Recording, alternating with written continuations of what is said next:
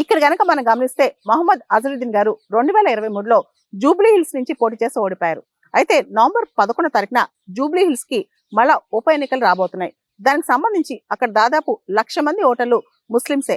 ముస్లిం మైనారిటీని మెప్పించడానికి ఆయనకి కేబినెట్ మంత్రిత్వ హోదా ఇచ్చారని చెప్పి చాలా మంది అంటున్నారు.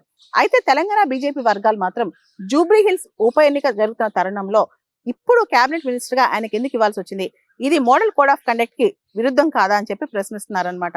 అంటే నవంబర్ 11 ఎన్నిక పెట్టుకుని కావాలని చెప్పి ఇప్పుడు ఎక్స్పాండ్ చేశారు కేబినెట్ అని చెప్పి చాలా మంది ముఖ్యంగా బీజేపీ వర్గాలు ఆరోపిస్తున్నాయి. దీనికి సంబంధించి ఇదంతా పక్కన పెడితే మొహమ్మద్ అజరుద్దీన్ చాలా ఫేమస్ క్రికెటర్. ఆయన భారత్ క్రికెట్ టీం కి దీర్ఘకాలంగా కెప్టెన్ గా కూడా వ్యవహరించారు.